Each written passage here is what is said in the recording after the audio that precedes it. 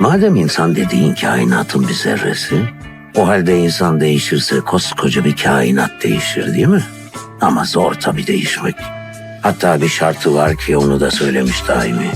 Zerre içinde zerreyim, ben kendimi bilmez miyim? Yani işin sırrı kendini bilmekte. Değişmek istiyorsan eğer, bileceksin kendini. Neyi terk ettiğini bileceksin.